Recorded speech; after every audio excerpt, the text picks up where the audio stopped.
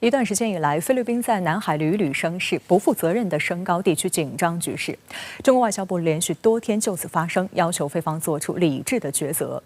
日前，菲律宾总统马克思表示，虽然美国一直在帮助菲律宾进行联合海上巡逻，但仁爱礁问题是菲律宾关切的问题，菲律宾人打算自己解决。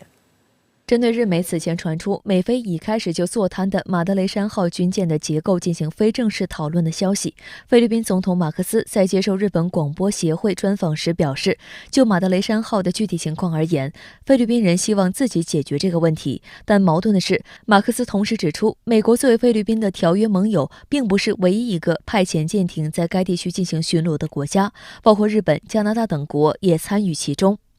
深圳卫视注意到，此番表态是在马克思本月前往日本出席日本东盟峰会时作出。上个月，日经亚洲援引知情人士称，马尼拉和华盛顿正在进行非正式讨论，其中马德雷山号还能在未经修复的情况下停留多久是讨论的重点。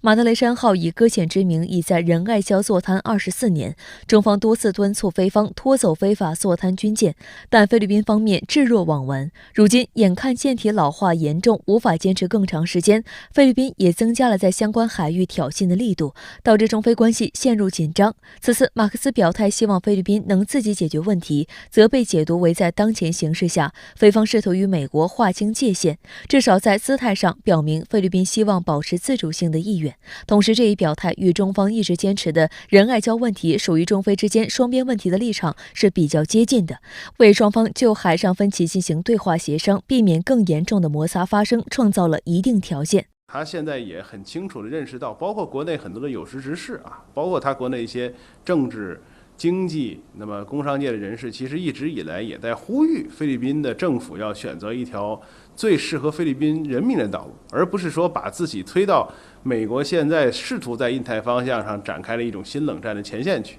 那么因此呢，我觉得菲律宾方面现在，尤其是在最近一段时间，在很多表态方面，实际上我觉得应该开始逐渐的恢复到理性。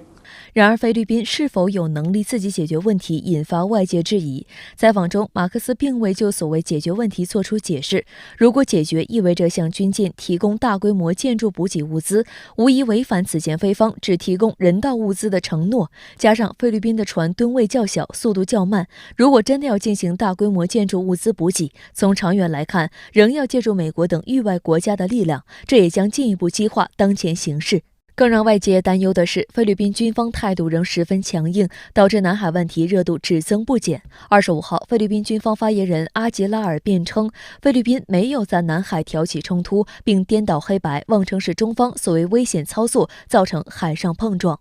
一天前，人民日报钟声发表题为“无视中方善意和克制的南海挑衅行径极其危险”的评论文章指，菲方倚仗域外力量支持，无视中方善意和克制，一再挑衅中方原则和底线，这种行径是极其危险的，对地区和平稳定、繁荣发展造成严重危害。中方维护自身领土主权和海洋权益的决心和意志坚定不移。如果菲方误判形势，一意孤行，甚至与不怀好意的域外势力相互勾连，继续生事生乱，中方必将依法维权，坚决回应。菲律宾军方的最新表态也被认为是对此篇评论的诡辩。针对菲律宾不断否认和拒绝中国在南海的警告，外交部发言人毛宁26号表示，近期中菲在南海发生的一些事态，完全是菲律宾改变政策立场、违背自身承诺、违反国际法和南海各方行为宣言，蓄意侵权挑衅、制造事端，责任完全在菲方。中方坚定维护自身的领土主权和海洋权益，我们也希望菲方能够做出理智的抉择，回到通过对话协商妥处分歧的正确轨道上来，同中方一道管控好海上局势。菲律宾当局配合美国挑衅南海的举措引发非国内舆论不满。一方面，菲律宾的一份民调显示，只有7%的菲律宾民众关心南海争端，而93%的民众更关心的只是高物价、通货膨胀、就业、日益猖獗的犯罪问题和毒品问题等。另一方面，菲律宾政界、商界和学界人士普遍认为，南海争议不是菲中双边关系的全部，呼吁加强对话协商，强调睦邻友好才是发展两国关系的正确选择。非华商联总会理事长施东方就明确表示，重新调整和加强非中关系关键且必要。他强调，两国友谊的历史基础，主张进行有远见的关系重启，以促进繁荣的未来。鉴于菲律宾目前是东南亚增长最快的经济体之一，他表示，与主要合作伙伴，尤其是中国，保持牢固的关系，对菲律宾持续的经济成功至关重要。对于菲律宾军方的一些人来讲，那么菲律宾现在呢，至少是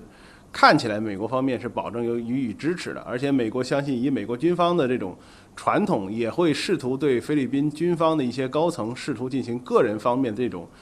拉拢，包括我们说给予他前途的一些保证啊。那么这个过程之中，当然我们说我相信菲律宾国内的政治，那它的政界、军界、商界的博弈呢，在未来还会继续进行。